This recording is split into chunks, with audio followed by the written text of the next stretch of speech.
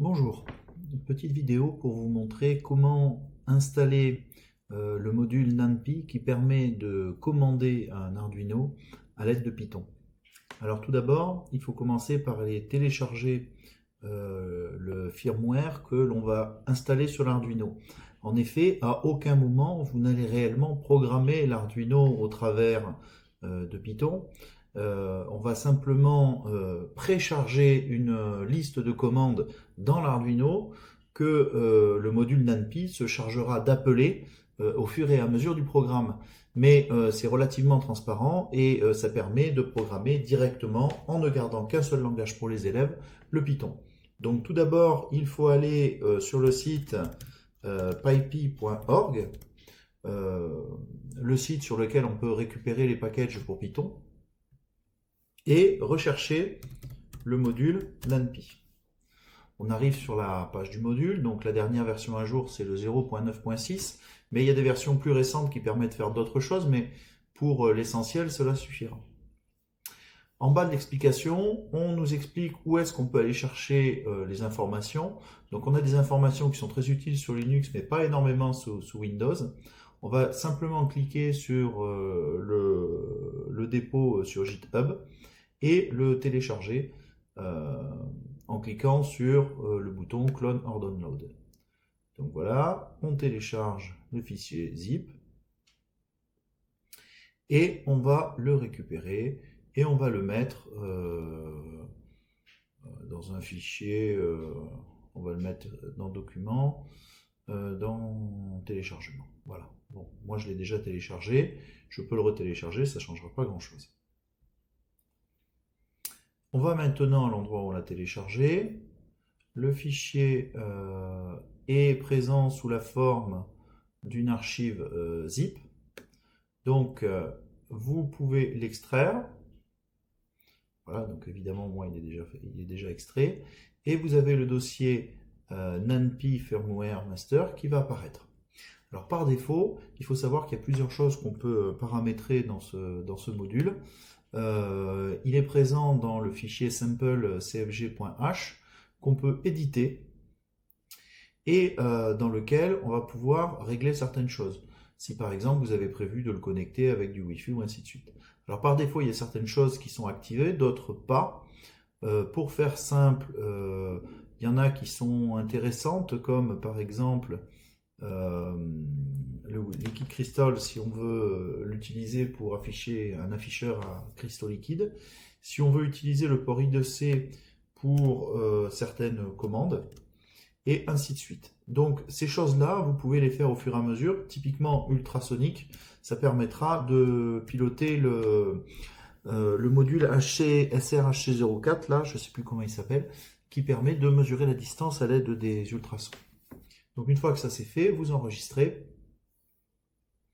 Et donc par défaut, si on ouvre le fichier configure.sh, on se rend compte que sous Linux, ce sample CFG, on le copie simplement dans le dossier NumPy sous la forme cfg.h. Donc on peut tout à fait le faire ici. On renomme cela sous la forme cfg.h et on l'envoie directement dans le dossier NumPy. Maintenant que ça c'est fait, vous le copiez et ce dossier, vous allez le coller dans le répertoire d'Arduino dans lequel vous avez tous vos modules. Alors pour le mien, je l'ai enregistré dans Documents Arduino et ici j'ai tous ces modules là. À cet endroit là, je vais coller le dossier NumPy que je viens de récupérer. J'ouvre l'IDE Arduino. Et une fois que cette IDE est ouverte, donc là par défaut il me précharge puisque je viens de faire les tests, voilà, je ferme. Vous allez dans Fichier, Carnet de croquis. Dans le fichier Carnet de croquis, vous cliquez sur NumPy qui normalement doit apparaître. Là vous allez ouvrir tous les fichiers qui étaient présents dans le dossier NumPy que vous avez copié ici. Et maintenant, vous allez pouvoir compiler et envoyer cette donnée sur votre carte Arduino. Alors, donc, on va brancher la carte. Une fois que cette carte est branchée, on va vérifier qu'elle est détectée. Pour moi, sur le COM11, je vérifie que c'est la bonne carte. Voilà. Et je vais compiler, puis envoyer le fichier sur la carte. Alors ça prend un certain temps, hein, puisque là il y a pas mal de choses à compiler. Voilà, le téléversement est terminé. À partir de maintenant, cet Arduino sera commandé par le module NumPy de l'IDE Python que vous allez utiliser. Donc à partir de maintenant, Arduino, vous pouvez fermer. Cette fenêtre-là, vous n'en avez plus besoin. Vous pouvez utiliser votre éditeur Python favori. Personnellement, j'ai un faible pour MuEditor en version alpha, qui a une particularité, c'est que dans la petite roue en bas à droite, vous avez la possibilité d'installer les paquets que vous voulez, de façon relativement simple. Donc là, pour vous montrer comment on fait, hein, juste pour celui-là, il suffit juste d'ajouter et d'enlever les modules de cette façon-là. C'est relativement simple. Hop, donc là, je l'ai enlevé. Maintenant, je vais le rajouter de façon à vous montrer.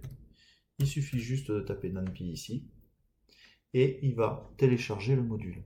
Alors si vous êtes sous Spider, il suffit de faire un pip install, hein, comme sur beaucoup de modules Python.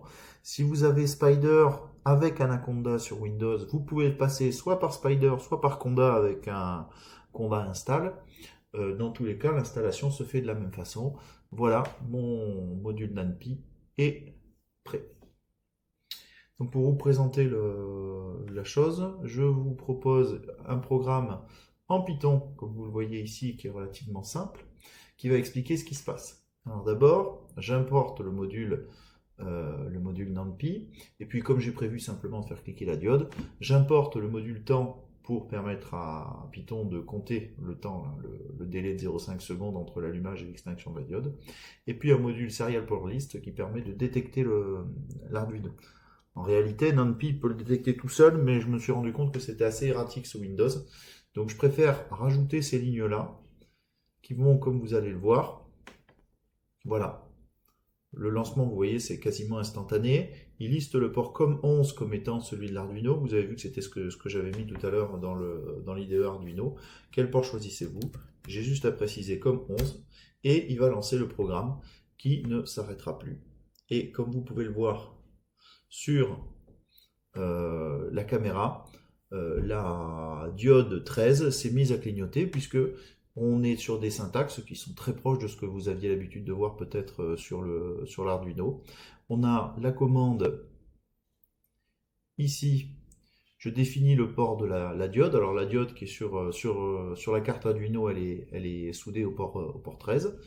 On reconnaît la commande pinMode qu'on avait déjà dans le module Arduino, avec la commande output pour dire qu'elle était en sortie. La seule différence, c'est qu'évidemment la variable output n'est pas présente dans Python. Elle fait partie du module Arduino API que vous avez ici. Et en dessous, pour la faire clignoter, une boucle qui ne s'arrêtera pas là dans mon programme, avec un allumage, une attente d'une demi-seconde, une extinction, une attente d'une demi-seconde.